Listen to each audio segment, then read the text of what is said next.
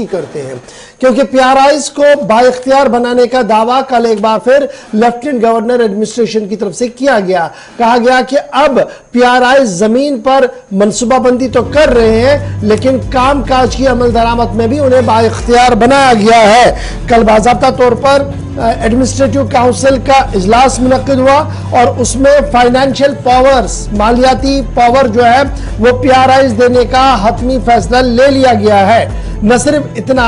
बल्कि जो एफपीएस हमारा सिस्टम है उसमें जो डीलर्स है उनके लिए एडवांस पेमेंट सिस्टम के हवाले से भी एक रास्ता और विंडो जो है वो खोलने की बात कही गई है। लेकिन सबसे बड़ी बात जो हम एडमिनिस्ट्रेटिव काउंसिल की करेंगे वो यही करेंगे कि पीआरआईज, चाहे वो ग्राम पंचायतें हो, ब्लॉक समितिज हो, जिला परिषद हो, ये सारे जो बाइख्तियार बनाने की बात कल लेफ्टिनेंट गवर्नर साहब ने की है और कहा है कि अब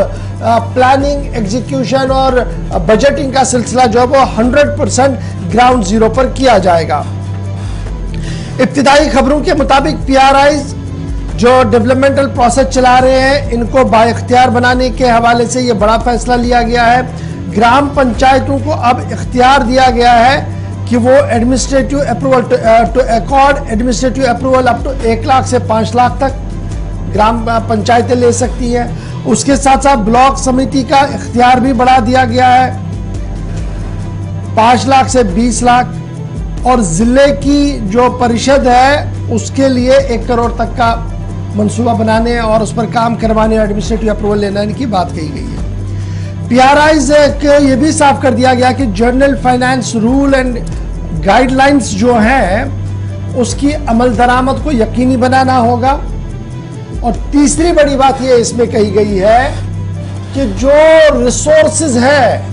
उन्हीं रिसोर्सेज को जनरेट करके काम को आगे बढ़ाना होगा।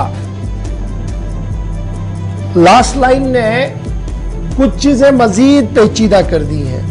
और उसको समझने के लिए हम सीधे श्रीनगर चलेंगे। डॉक्टर हरबख्श सिंह साहब इलेक्टेड मेंबर है, पीआरआई है, इनके पास भी चलेंगे। अनिल शर्मा जी प्रेसिडेंट है जी पंचायत कॉन्फ्रेंस के और तकदो बहुत ज्यादा करते हैं कि बाइख्तियार बनाया जाए, इनके पास भी चलते हैं और समझने की कोशिश करेंगे कि क्या कुछ वहां पर चल रहा है। पहले सीधे डॉक्टर हरबख्श सिंह साहब आपके पास आ रहा हूं। बड़ा इंपॉर्टेंट इशू है ये, जब हम देखते हैं कि पीआरआईज को बाइख्तियार बनाने की बात हो रही है, लेफ्टिनेंट गवर्नर साहब की एडमिनिस्ट्रेटिव काउंसिल डिसीजन ले रही है, एनहांस किया जा रहा है, तो क्या हम ये माने कि एक कदम एक और सरकार की तरफ से आगे बढ़ा है?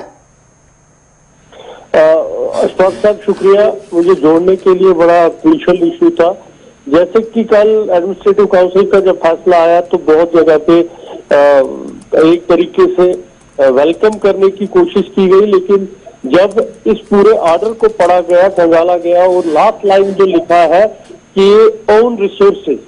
और चूंकि आपको पता है कि ये जो 3 टायर सिस्टम है या पंचायती राज सिस्टम है जिसको 73rd अमेंडमेंट को रिसेंटली इंप्लीमेंट करने की कोशिश की गई, और रिसोर्सेज कितने हैं पंचायतों के पास अभी तक 2 साल में हमें समझ ही नहीं आया। हालांकि हम तैयारी में थे कि ऑर्डर आया तो कि हम अपने अपने इलाके में वीडियोज को लिखें कि जो पंचायतों के रिसोर्सेज हैं,